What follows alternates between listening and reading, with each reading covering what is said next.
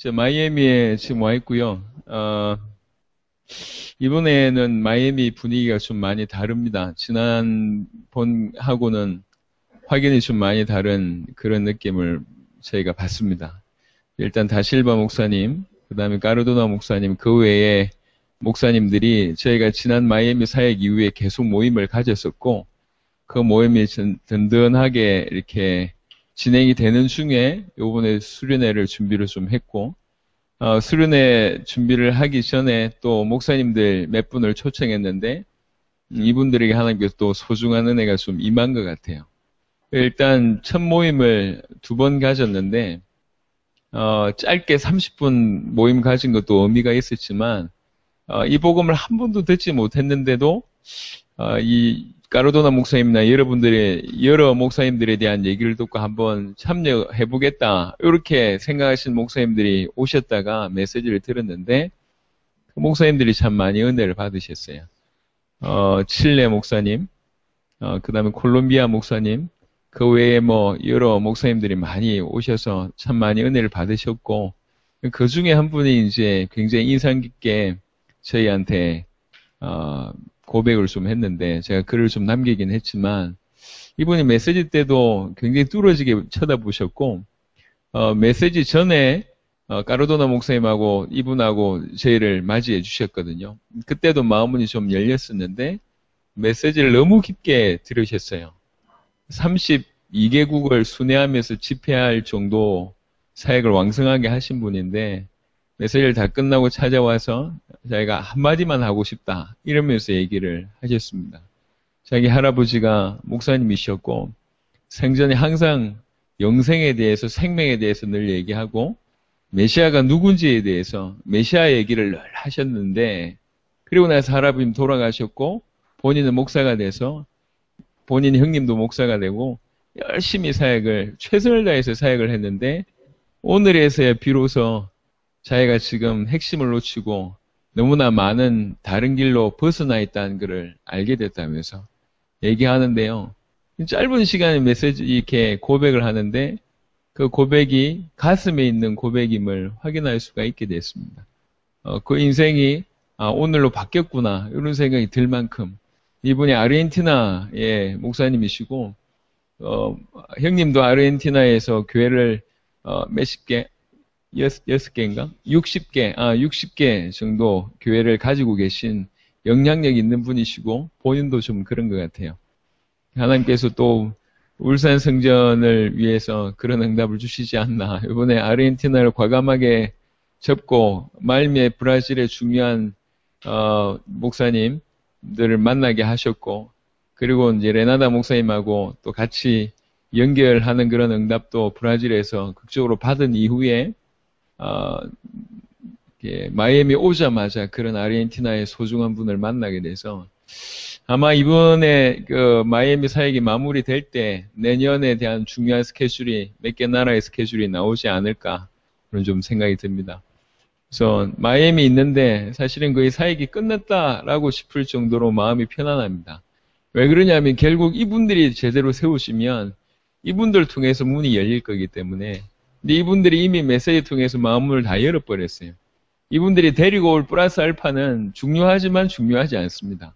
이분들이 중요하니까요. 그러니까 기도하고 있는데 이분들 통해서 중남미에 또 새로운 나라의 문, 또 새로운 지역의 문도 열릴 것 같고, 일단 미주도 굉장히 중요합니다.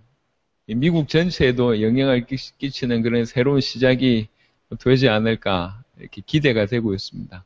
그래서 오늘 토요일, 내일 주일까지는 개교회에서 인도를 받고, 화요일부터 공식적으로 집회를 하고, 월요일 날 또 목사님들하고 좀 모임이 있는 것 같습니다. 계속 좀 기도해 주시고, 시간표가 계속 앞당겨지고 있다라고 많이 느끼고 있습니다.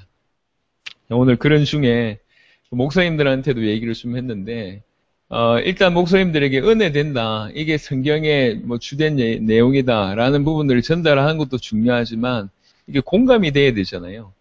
실제로 지금 세계 교회가 어떠냐, 교회가 지금 어떠냐, 성도가 어떠냐, 공감이 돼야 되잖아요. 그러니까 그 부분을 가지고 얘기를 좀 했는데, 그 내용이 우리 귀중한 성도님들한테도 또 좀 전달될 필요가 있겠다 싶어서 오늘은 요한일서 5장 1절로 5절 말씀 이김을 주시는 그리스도라는 제목으로 말씀을 좀 드리도록 하겠습니다. 요한일서 5장 1절로 5절입니다. 제가 봉독하겠습니다.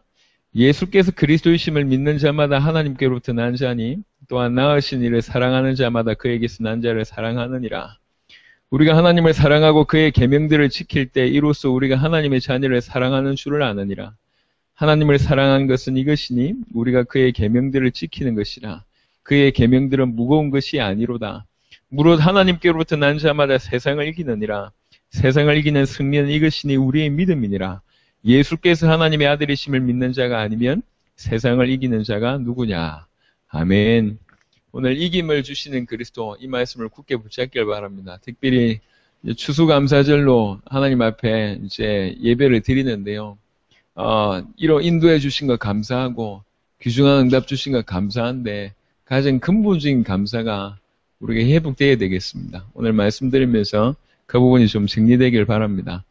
마태복음 16장의 본문을 많이 저희가 전달합니다. 마태복음 16장 13절에 사람들이 나를 인자를 누구라고 하느냐라는 그 질문을 시작할 때 그 도시 이름이 빌립보 가이사랴 지방입니다. 그냥 지나갈 수 있는 대목이거든요. 뭐 질문이야 여기서 할 수도 있고 저기서 할 수 있기 때문에 그냥 지나갈 수 있는데 그 지명 이름을 거론했다는 것 자체, 하나님께서 우연히 없는 하나님께서 의미 있는 질문을, 사실은 가장 중요한 질문을 그 지역에서 했다는 것은 한 번쯤 생각해 봐야 되는 내용이죠. 빌립보 가이사랴는 로마 황제의 이름을 딴 도시가 이스라엘 땅 안에 있다, 그 말입니다. 이게 그 말은 무슨 말이냐면 그 지역 이름 자체가 이스라엘이 망했다라는 것을 보여주는 증거란 말입니다. 하나님의 백성, 하나님의 택한 백성, 하나님의 택한 나라가 망했다라는 얘기를 보여주고 있는 곳이 상징적인 이 도시가 빌립보 가이사랴라는 지방입니다. 하나님의 백성이 망할 수 있냐? 하나님의 사람이 망할 수 있냐? 하나님의 사람이 망할 수 없고 하나님의 백성이 망할 수 없는데 지금 망했지 않냐? 왜 망했냐? 그 얘기입니다. 마태복음 16장은. 왜 하나님의 백성이 망했냐? 망할 수 없는 하나님의 백성, 망할 수 없는 하나님의 사람이 왜 망했냐? 그 얘기를 하고 있는 겁니다. 근데 마태복음 16장의 13절의 9절을 이렇게 좀 해석을 하면 너무 비약적이지 않냐? 너무 확대 해석이지 않냐라고 얘기하실 수 있을 겁니다. 하지만 그런 흐름의 메시지가 너무 많아요. 성경의 몇 구절을 한번 찾아보도록 하겠습니다. 구약 성경에 이사야 1장을 보시면요. 인간의 상태를 가장 잘 나타내면서 이렇게 얘기했습니다. 이사야 1장 21절과 22절에 보면 신실하던 성읍이 어찌하여 창기가 되었는고 정의가 거기에 충만하였고 공의가 그 가운데 거하였더니 이제는 살인자들 뿐이로다. 네 은은 찌꺼기가 되었고 네 포도주에는 물이 섞였도다 라고 얘기하고 있습니다. 하나님이 이스라엘 백성을 막 책망하면서 하시는 말이요. 어떻게 신실하던 성읍이 창기가 됐냐? 정의와 공의가 충만했는데 어찌 지금 살인자들 뿐이냐? 이렇게 얘기합니다. 그러면서 하시는 말씀이 네 은은 찌꺼기가 됐다. 어떻게 은이 찌꺼기가 될 수 있냔 말이요. 은이 찌꺼기가 됐다. 그리고 네 포도주에는 물이 섞였다. 변질됐다 그 말입니다. 물에 포도주 탔단 말, 포도주가 아니죠 이게. 변질됐단 말이에요. 망했단 말입니다.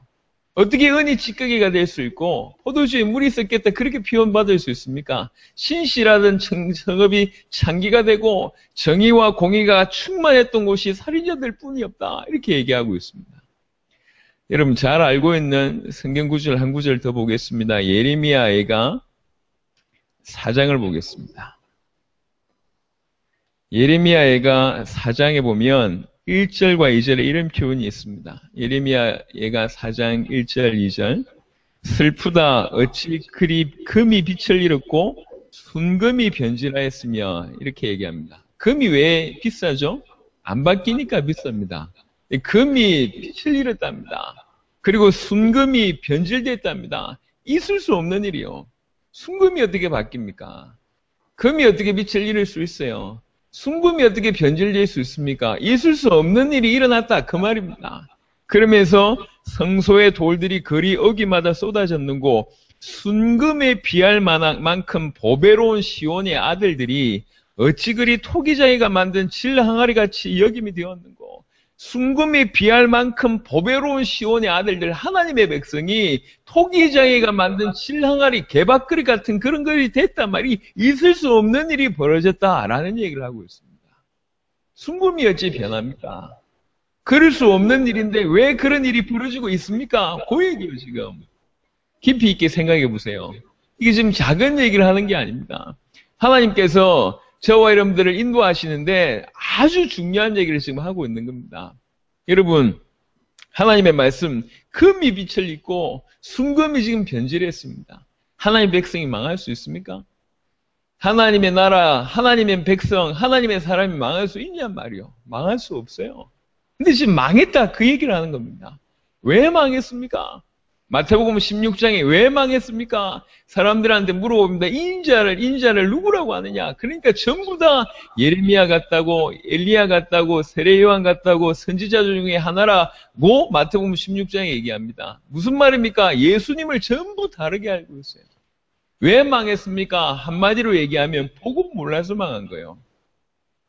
하나님의 계획, 하나님의 뜻, 하나님의 약속, 메시아 그거 몰라서 망한 거예요. 복음 하나 놓쳤기 때문에 망한 겁니다. 메시아가 왔는데도 불구하고 메시아 보고 하는 말이 엘리야 같대요. 기가 막히죠? 메시아가 왔는데 메시아 보고 하는 말이 예레미야 같대요. 메시아 보고 하는 말이 세례 요한 같대요.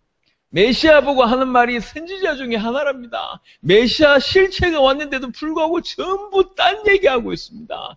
예수님을 메시아, 예수님을 그리스도로 보지 못하면 절대로 구원받을 수가 없습니다. 왜 망했습니까? 복음 하나 놓쳐서 망한 겁니다. 이건 작은 얘기를 하는 게 아닙니다. 왜 인생이 망합니까? 하나님의 나라의 백성이 왜 망합니까? 여러분 지금 가만히 생각해 보세요. 지금 전 세계 교회가 지금 위기입니다. 말하지 않아서 그렇지 위기입니다. 여기 신앙생활 오래 하신 분들 계시잖아요. 여러분 신앙생활 어찌했습니까? 지금까지. 교회가 행복했습니까? 아무 문제가 없었습니까? 그 교회가 정말 주의 뜻대로 행했습니까? 정말 주의 뜻대로 쓰임받는 교회가 얼마나 있었습니까?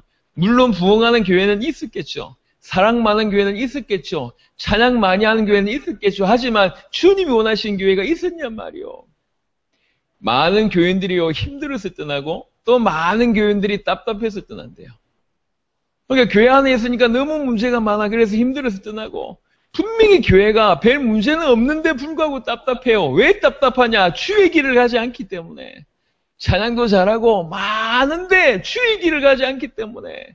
성경에 나와 있는 그 교회가 아니라 답답하단 말이요.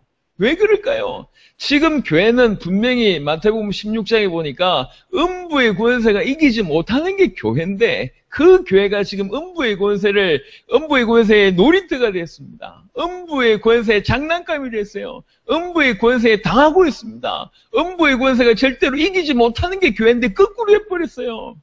있을 수 없는 일이 벌어졌어요. 하나님의 사람은 망하고 하나님의 백성은 망하고 교회는 무너지고 있습니다. 왜 이런 일이 벌어지고 있습니까? 우리가 깊이 생각해 봐야 됩니다.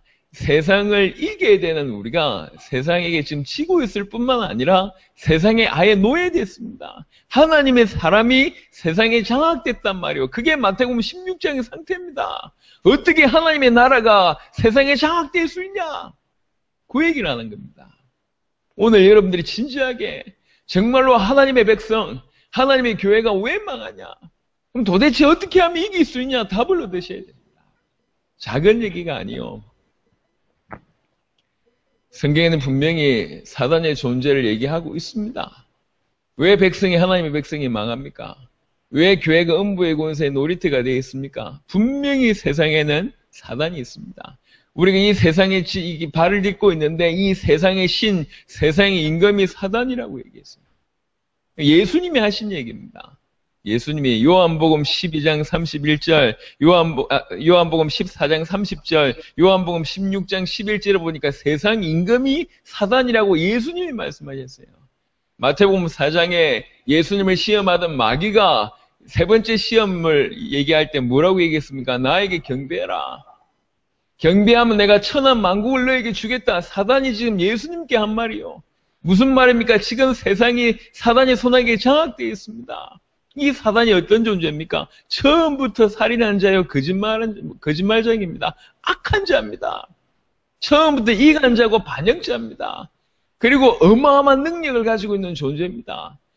하나님을 알잖아요, 천사들이. 그런데 사단의 말을 듣고 천사 3분의 1이 타락을 했다니까요. 얼마나 술수에 능한지 모릅니다.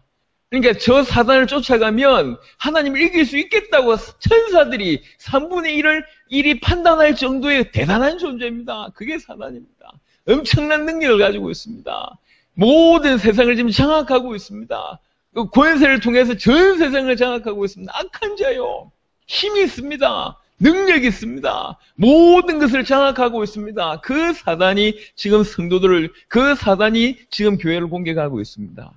사단의 실체를 모르면 당할 수밖에 없어요.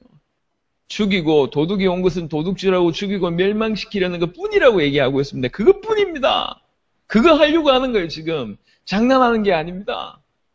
심심해서 노는 게 아니에요.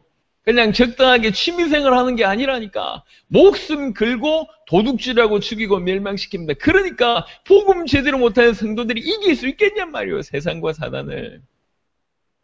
사단이 세상을 장악하고 있잖아요. 세상의 모든 시스템을 사단이 장악하고 있습니다. 에베소 2장 2절은 뭐라고 표현했습니까? 세상의 시스템을 세상의 풍속이라는 걸로 표현하고 있습니다. 사단이 만들어 놓은 시스템입니다. 모든 사람들이 그 시스템 안에 살고 있단 말입니다. 뭐가 옳은지 뭐가 그런지도 모르고 돈만 있으면 되는 줄 알고 힘만 있으면 되는 줄 알고 이쁘면 되는 줄 알고 요한일서 5장 2장 16절을 보니까 세상에 있는 모든 것이 육신의 정욕, 안목의 정욕, 이생의 자랑이라. 육신이 하고 싶은 거, 눈이 하고 싶은 거, 그 다음에 자랑하고 싶은 거 전부 그걸 쫓아간단 말이요. 잡혀 있습니다. 그게 세상의 풍속입니다. 딱 세상이 만든, 사단이 만든 세상의 시스템이요. 빠져나갈 수가 없어요. 전부 세상에 많은 사람들 육신의 정욕, 안목의 정욕, 이생의 자랑에 매여 있습니다. 세상에 또한 세상 시스템에 매여 있습니다. 이 어둠의 세상을 주관한다고 얘기하습니다. 그 주관자가 분명히 있다고 얘기하고 있습니다. 못 빠져나갑니다. 로마서 8장에 죄와 사망의 법으로 딱 붙들고 있습니다.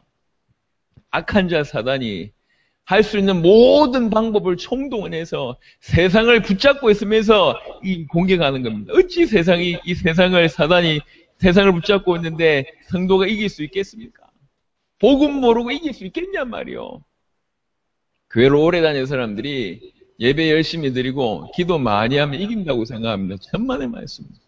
생각해 보세요. 하나님 열심히 믿고 기도 많이 하고 충성봉사하고 율법 잘 지켰었던 사람들 많았습니다. 그 중에 대표적인 인물들이 유대인들입니다. 유대인들.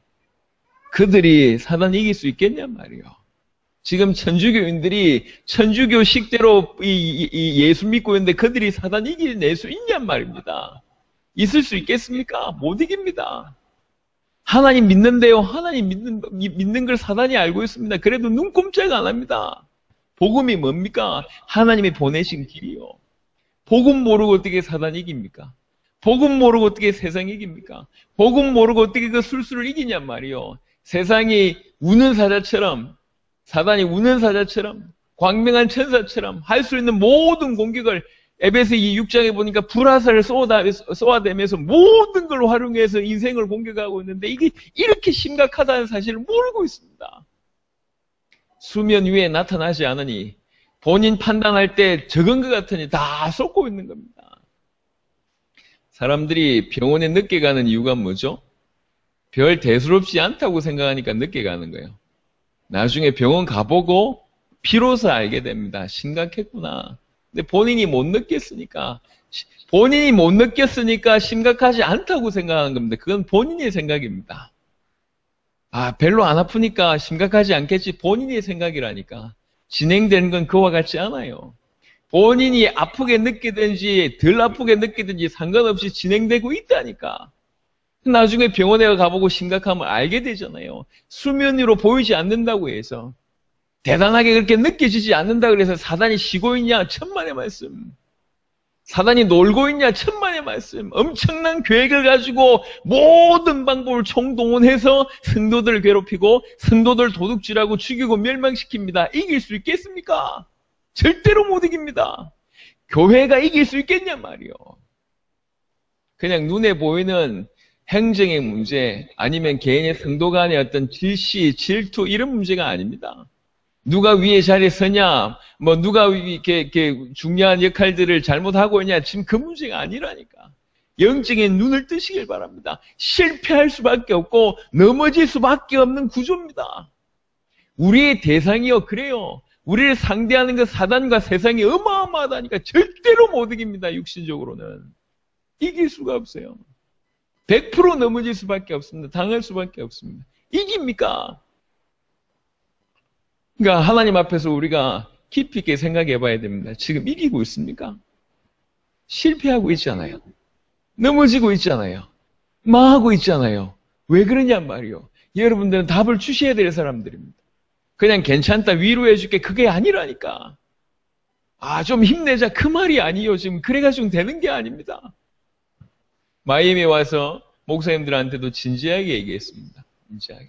정말 여러분 목회 평안하시냐고. 마이애미 목회가 이대로면 괜찮다고 판단하시냐고. 여러분의 나라에서 이 정도 신앙생활을 하면 여러분 나라가 괜찮게 부흥될 거라고 생각하시냐고. 여러분이 오늘 밤에 하나님을 만난다면 잘했다고 칭찬받을 것 같냐고. 전 세계 교회가 하나님의 나라의 사람들이 왜 망하냐. 확인 안 해보셨냐? 미국 땅도 그렇고 여러분의 본국에 많은 예수 믿는 사람들 확인 안 해봤냐? 행복하더냐? 왜 교회가 망하냐? 왜 성도가 망하냐? 일평생 신앙생활하고 왜 망하냐? 왜 망하는 것 같냐? 이대로는 괜찮다고 생각하냐? 질문에 답을 해봐라. 이분이 아무 말도 못해, 이분들이. 왜 그러냐? 그게 사실이니까. 왜 무너지는 것 같냐? 행정 실수냐? 우리나라에 전 세계 가장 큰 교회가 있다. 나중에 이 메시지가 틀림없이 그 교인들도 들을 거지만 사실 아닙니까? 무너지고 있잖아요. 큰 교회들이 무너지고 있습니다. 왜 무너집니까?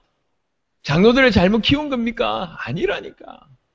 성도들을 잘못 교육한 겁니까? 그 정도가 아니요. 세상과 사단을 이길 수 있는 힘이 없는 겁니다. 도무지 이길 수 없는 거예요. 몰라서 그래요. 100% 넘어질 수밖에 없는. 싸움을 하는데 100명이 싸움을 하는데 70명은 이기고 30명이 진다면 그 30명 진 놈들이 문제라. 그렇죠? 근데 100명이 싸움을 하는데 100명이 다 져요. 그럼 100명이 문제 아닙니다. 100명이 문제가 아니라 뭔가 더 큰 문제가 있다니까. 그 대상이 정말로 이길 수 없는 존재라든지 아니면 싸움에서 100% 질 수밖에 없는 상황이라든지 그렇단 말이요. 지금 100명 중에 70명이 이기는 것이 아니라 100명 중에 100명이 다 실수합니다. 다 실패합니다. 다 넘어지면 왜 그러냐 말이요. 아셔야 됩니다. 사단이 분명히 존재하고 있고 그 사단이 세상의 임금이고 세상의 신입니다. 처음부터 살인한 자예요. 처음부터 거짓말쟁이입니다. 처음부터 도둑질하고 죽이고 멸망시키는 자입니다. 처음부터 여러 가지 믿지 못하도록 만드는 그런 존재입니다. 처음부터 이간자요 반역자입니다. 처음부터 모든 걸 장악하고 있습니다. 세상 전체를 장악하고 있는 아주 악한 인간이 악한 존재입니다. 그 존재가 공격하고 있습니다. 세상의 시스템을 다 만들어놨어요. 사람들 가슴 속에 세상 풍속을 다 만들어놨어요. 세상이 도무지 벗어날 수 없도록 육신의 정욕, 안목의 정욕, 이생의 자랑을 사람들 가슴 속에 다 심어놨어요. 그게 전부인 것처럼 그게 하나님인 것처럼 다 만들어 놔버렸단 말이에요. 죄와 사망의 법에 완전히 매여 있습니다. 벗어날 수가 없습니다. 오래 그 틈바구니 속에서 길들여져 있다 보니까 어느새 인간들은 시편 88편 3절에 영혼의 재난이 가득하고 그렇죠? 예레미야 17장 9절에 만물보다 심히 부패한 것이 마음이 됐고 창세기 6장 5절에 항상 생각하는 것이 악하고 그렇게 됐습니다. 그리고 육신의 생각에 사로잡혀 있는데 그 육신의 생각은 하나님과 십자가의 원수라 잡혀 있어요. 못 이깁니다. 죄인이지, 사단의 자녀지, 하나님 떠나 영적으로 죽어 있지. 어찌하겠습니까? 몰려오는 경제 문제, 환경 문제, 질병 문제, 가정 문제, 이 죽음의 문제, 내세의 문제 어떻게 이기냔 말이요. 후대 문제까지 계속 몰려오는데 사단이 있습니다. 사단이 세상을 잡고 있습니다. 모든 걸 잡고 있습니다. 거기에 많은 세상 사람들이 완전히 다 장악돼 버렸어요. 그래서 이사야 60장에는 어두움이 캄캄함이 만민을 가린다 그랬어요. 다 어둡습니다. 다 캄캄합니다. 지금 이 가운데 하나님의 사람들도 이 사실을 알지 못하고 있는 겁니다. 정확하게 구원받았는지 모르겠습니다. 교회 내에 있는 사람들 중에. 교회 다니는 사람들 중에 정확하게 구원받았겠냐? 모르겠어요. 너무나 많은 사람들이 하나님을 부르고 있는데 예수를 그리스도로 모르고 있습니다. 구원받았겠냐? 또 예수가 그리스도라고 알고 있는 사람들은 꽤 있습니다. 과연 그들이 진실로 예수를 그리스도로 믿고 있냐? 예수를 그리스도로 믿는다면 그럴 수 없는데 말이요. 오늘 읽었던 요한예서 5장 1절에서 5절에는 이 말씀이 있습니다. 예수께서 그리스도이심을 믿는 자가 하나님께로부터 난 자입니다. 누가 세상 이기냐? 믿음이 이긴다. 믿음 가진 자가 이기냐? 그 믿음이 뭐냐? 예수께서 하나님의 아들 그리스도이심을 믿는 그 자가 세상 이긴다 그랬어요. 요한복음 16장 33절에 너희가 세상에서 환난을 당하나 담대하라. 내가 세상을 이겼다. 예수님이 말씀하셨습니다. 창세기 3장 15절에 여인의 후손이 와서 뱀의 머리를 상하게 할 것이라고 얘기했는데 히브리 2장 14절에 마침내 예수님께서 사단의 머리를 박살내시고 죽음과 죽음의 세력을 잡은 자를 이기게 되셨고 하나님의 아들이 나타나신 것은 마귀를 멸한다고 얘기했습니다. 예수님이 마귀 사단을 이기고 예수님께서 세상을 이겼다고 얘기해놓고 하시는 말씀입니다. 예수께서 그리스도이심을 믿는 자가 세상을 이긴다고 얘기했어요. 누가 이깁니까? 어떤 사람이 이깁니까? 이기는 방법을 이렇게 얘기했어요. 이길 수 있는 유일한 길은 이 길밖에 없습니다. 우리가 다른 방법으로 구원을 얻을 수 있고 다른 방법으로 세상을 이길 수 있다면 다른 방법 연구해야 돼요. 하지만 세상을 이길 수 있고 사단을 이길 수 있는 길을 엄연히 우리에게 줬단 말이에요. 요 길밖에 없어요. 방법은 이 방법밖에 없습니다. 세상을 이기려면 이 방법밖에 없습니다. 그래서 진실로 예수 믿는 자는 세상을 이긴다 그 정도가 아니요. 이렇게 얘기했습니다. 한 구절 같이 좀 찾아봤으면 좋겠습니다. 고린도전서입니다. 고린도전서 6장 2절을 보겠습니다. 사도 바울이 고린도 교회에 편지를 쭉 하면서 쓴 말입니다. 성도가 세상을 판단할 것을 너희가 알지 못하느냐? 세상도 너희에게 판단을 받겠거든 지극히 작은 일 판단하기를 감당하지 못하겠느냐? 3절에 우리가 천사를 판단할 것을 너희가 알지 못하느냐? 이렇게 얘기합니다. 성도가 어떤 존재냐? 세상을 이긴다 그 정도가 아니에요. 세상을 판단할 존재고 천사를 판단할 존재예요. 이게 구원받은 자의 축복입니다. 당연히 세상이 우리를 미워할 수밖에 없습니다. 우리가 세상에 속하지 않았으니까. 하지만 정확하게는 우리는 세상을 이길 뿐만 아니라 세상을 판단할 수 있는 존재입니다. 그게 예수를 그리스도로 믿는 존재란 말이에요. 당연히 세상 가운데 승리할 수밖에 없고 세상을 이길 수밖에 없고 세상을 판단할 수밖에 없는 존재인 우리가 예수를 그리스도로 믿는 자가 당연히 그럴 수밖에 없는데 왜 넘어지냐? 과연 예수를 그리스도로 믿고 있냐? 이게 지금 질문이 되어야 되고 과연 예수를 그리스도로 믿고 있는데 그럴 수 있겠냔 말이요. 길이 다른 데 있지 않습니다. 오늘 저와 여러분들이 하나님 앞에 아는 거라고 생각하지 마세요. 추수감사절 감사의 내용이 많습니다. 제가 오늘 추수감사절이라고 얘기해서 감사의 메시지를 하려고 하다가 그렇지 근원의 감사가 중요한 거지. 1년 동안 지켜주셔서 감사합니다. 그거요 일반 종교에서도 하는 말입니다. 그렇죠? 천주교에서도 하는 말이고 유대교에서도 하는 말이고 알라 믿는 그 인간들도 하는 말이요. 그렇잖아요. 지켜주셔서 감사합니다. 당연하겠죠. 지금 그 말이 아니잖아요. 우리가 어떻게 이 자리에 와 있고 어떻게 이 자리에서 전 세계를 품고 있냔 말이에요. 하나님의 은혜로 예수가 그리스도라는 사실이 우리에게 믿어졌고 그뿐만 아니라 예수가 그리스도라는 그 믿음 가지고 세상을 이길 수 있고 세상을 살리는 자로 바꿨단 말입니다. 그 사실이 진실로 깨달아질 때, 그리고 이 연약한 존재가 수에 칠 가치조차 없는 인생들이 주님의 재림을 앞당기겠다고, 주님의 재림을 맞이하겠다고, 주님의 재림, 상대 세계복음을 완성하겠다고 뛰고 있고, 뒤에서 기도하고 있고, 후원하고 있고, 하나가 되고 있다. 이거 자체가 근본적인 감사 아니겠냔 말이요. 그것 때문에 이유 있는 모든 문을 여시는 겁니다. 하나님이 저와 여러분들의 인생을 어떻게 인도하실지는 잘 모르겠습니다만 기대밖에 없습니다. 왜 그러냐? 모든 것이 끝났기 때문에. 여러분 사업의 폭발적인 문을 여실 겁니다. 그래도 감사합니다. 혹 그렇지 않다 할지라도 상관없단 말이요. 돈으로 세계복음 합니까? 아니잖아요. 우리가 뭐 때문에 세계복음을 왜 하는지 하나님 아십니다. 필요하다면 모든 걸 부어주실 것이고, 다른 사람들이 천년 만년 해도 못할 일들을 하나님 1분 만에 문을 여실 것이고, 세계복음 하는데 굳이 우리에게 경제가 필요 없다 안 주실 것입니다. 그래도 상관없어요. 그게 맞잖아요. 이미 복음 받았는데, 이미 주님 나와 함께 계시고, 이미 예수가 그스러운 그 믿음 가운데 당대 세계복음화에 쓰임받고 있는데 부족함이 없단 말입니다. 하나님이 아실 겁니다. 여러분, 오늘 하나님 앞에서 세상을 이기고 사단을 이기는 비밀을 우리에게 허락하겠습니다. 혹시 여러분 계속 넘어진다고 생각하십니까? 예? 뭔가 모르게 여러분 삶에서 한계를 못 뛰어넘는다고 생각하십니까? 여러분 우리는 다시 복음 속으로 들어가야 됩니다. 이기는 길이 있다니까요.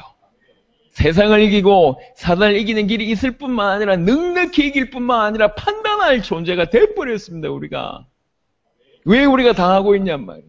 왜 우리가 넘어집니까? 매 순간 예수는 그리스도. 모든 문제를 끝내신 예수는 그리스도. 내 인생 전체가 온전히 예수는 그리스도.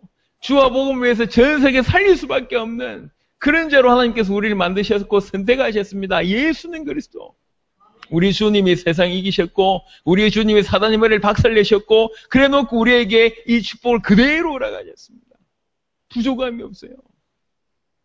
어찌 그리 금이 빛을 잃고 순금이 변질하였으면 이런 일이 우리 인생에는 없어야 돼요. 어떻게 하나님의 백성이 망할 수 있습니까? 어떻게 여러분이 망할 수 있습니까? 예수를 그리스도로 믿는 여러분들이 망할 수 있습니까? 망할 수 없어요. 이기는 길이 우리에게 있고 이미 정확한 이김을 우리에게 허락하셨습니다. 이 이김을 주신 분이 그리스도입니다. 그 그리스도를 우리에게 이미 허락하셨습니다. 우리는 예수를 그리스도로 믿는 자고 이미 옛 체질과 옛 사람이 죽은 자입니다. 십자가에 못 박혔고 주와 함께 살아난 자입니다. 이미 끝난 자입니다. 끝난 자. 여러분만이 세상을 이길 수가 있습니다. 세상이 우리를 미워할 겁니다. 세상에 속하지 않았기 때문에 상관없습니다. 이길 수 있을 뿐만 아니라 판단할 수 있는 존재. 말씀을 정리하도록 하겠습니다. 벌써 추수감사절 시간이 왔네요. 2015년 한 달하고 반 정도 남아있는 것 같습니다. 참 빠르게 하나님 응답을 주셨고 많은 문을 여신 것 같습니다. 이제 중요한 것, 저는 그냥 단순히 우리 복가교 이렇게 그 다음에 우리 당세보관한 팀들이 기념품 하나 갖자라는 의미에서 달력을 제작한 게 아니고 혼자서 사역을 한참 하면서 기도를 했어요. 역사를 남겨야 되겠구나. 우리 후대들에게 역사를 남겨야 되겠구나. 뿐만 아니라 당세보관하는 모든 멤버들이 의미를 알아야 되겠구나. 동시에 역사적인 자료이면서 전도지가 돼야 되겠구나. 또 앞으로 폭발적으로 당세복을 많은 멤버들이 몰려올 거기 때문에 그들에게도 기념이 되게 해야 되겠구나. 그렇게 기도하면서 이게 정리를 했습니다. 그래서 올해만 있었던 사진을, 중요한 사진을 최 목사님한테 쭉 보내면서 느낀 거예요. 참 많은 일이 있었구나. 참 많은 만남들이 있었구나. 사진을 보내는데 이게 인터넷 상황이 이렇게 좋지 않거든요. 근데 사진 보내는데 얼마나 오래 걸리는지. 근데 핸드폰 안에 이렇게 있는 사진 전대 막 보내는데 보내면서도 추렸는데도 불구하고 한 날에 50장, 60장씩 보냈는데 이게 벌써 올해만 해도 몇 날을 다녀온 겁니까?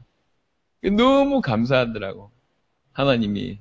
당대 세계복음의 모델 이 응답을 붙들고 지난 12개월 조금 넘게 뛰어왔습니다. 참 너무 감사하죠. 우리의 작은 걸음을 통해서. 나가면 알아주지도 않아요. 작은 걸음을 통해서 나라들이 움직이고 대륙이 움직이고 있습니다. 이럴 수가 없잖아요. 지금 계속 우리 연결된 목사님들이 점점 저와 우리 교회에 대해서 궁금증이 계속 폭발하고 있습니다. 도대체 저 교회가 어느 정도 큰지, 도대체 저 성도들은 어떻게 된 성도들인지. 엊그제 한 분이 조용히 저한테 물어봤어요. 제가 교회가 없는 줄 알았나 봅니다. 왜 그러냐면 이렇게 나와 있으니까 벌써 한 7주, 6주 나와 있다고 하니까 제 목회를 안 하고 있는 줄 알고 이렇게 조용하게 혹시 후원은 어디서 받는지 이러면서 조용하게 물어봐요. 걱정되듯이. 이게 아니 후원 받는데 없다고. 아니 그래도 제가 교회를 한다고 하니까 그제서 고개를 끄덕끄덕거리더라고요. 요번에 우리 교회 성도들이 정말 목숨 걸고 성도들이 헌신해서 이렇게 됐다고 얘기하니까 그제 굉장히 놀래요.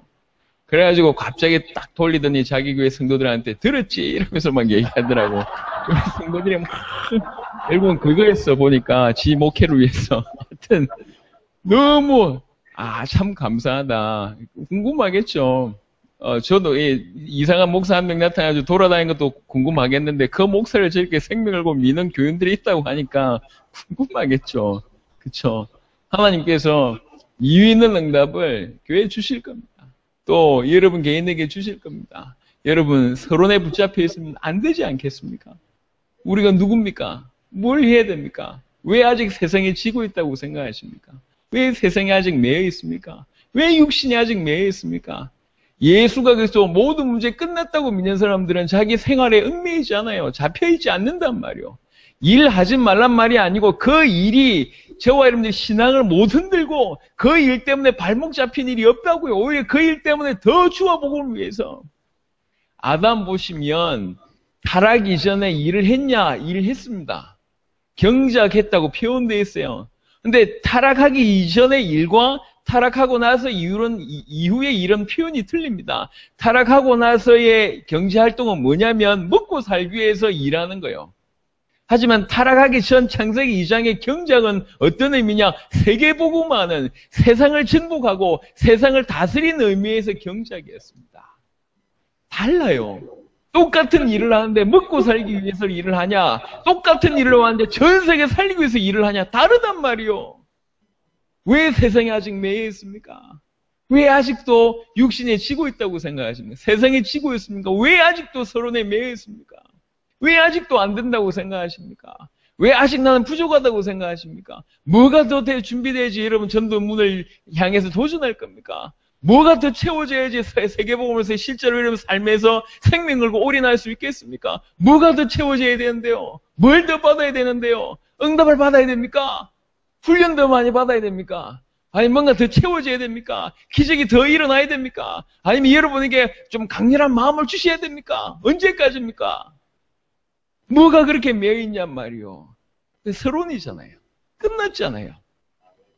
이김을 주시는 그리스도. 그분이 우리에게 이미 이김을 주셨고 그 그리스도 붙들고 본격적으로 우리는 세상을 살리는 창세기 2장의 그 경제의 응답을 받아야 된다. 전 세계 살려야 된다니까요. 저희는 최전방에서 뛰고 있습니다. 저희와 우리 성도들이 하나잖아요. 여러분이 여러분의 삶의 현장에서 또 한국이라는 나라에서 동일하게 세계복음하는 그 응답을 받아야 되겠습니다. 매이지 마라. 이김을 주시는 그리스도 붙들고 이제 일어나시라. 계속 오늘도 실패, 어제도 실패, 내일도 실패. 그러지 마시고. 그게 아닙니다. 오늘도 넘어지고 내일도 넘어지고 모레도 넘어지고 엊그제도 넘어지고 그게 아니라니까. 왜 자꾸 넘어지고 있습니까? 이미 이겼는데 왜 당하고 있냔 말이요. 이길 수 있는 힘이 주어졌는데도 불구하고 왜 자꾸 얻어맞고 있습니까? 세상 가운데서 사단 가운데서 이제 일어나시길 바랍니다. 문들아 너희 머리를 들으라고 말씀하셨어요. 일어나야 돼요. 그 시간표가 왔습니다. 추수감사절을 기점으로 해서 지난 시간표에 우리에게 많은 걸 주셨습니다. 감사합니다. 하지만 이김을 주신 그리스도, 이미 그리스도를 주셨습니다. 끝났다니까. 서론에 매이지 말고 여러분 생각에 사로잡히지 말고 여러 가지 쓸데없는 논리에 사로잡히지 말고 정말 말도 안 되는 여러 가지 상황에 매이지 말고 여러분들의 세계 살릴 사람입니다. 여러분 세상 이길 사람이요. 세상을 이기는 사람이요. 세상을 판단할 사람이요. 천사를 판단할 사람이요. 전 열방을 하나님 여러분에게 주셨습니다. 전 세계를 주셨습니다. 우리의 세계복음을 완성할 사람입니다. 주님의 재림을 앞당기는 사람이요. 주님의 재림을 준비하는 사람입니다. 그럴 수 없는 연약한 인생들인데 하나님 그 축복을 주셨단 말입니다. 이제는 그걸 아멘으로 받아들이시기를 그리스도 예수 이름으로 축원합니다. 아멘으로 받아들이시길 바랍니다. 우리의 것입니다. 여러분의 것입니다.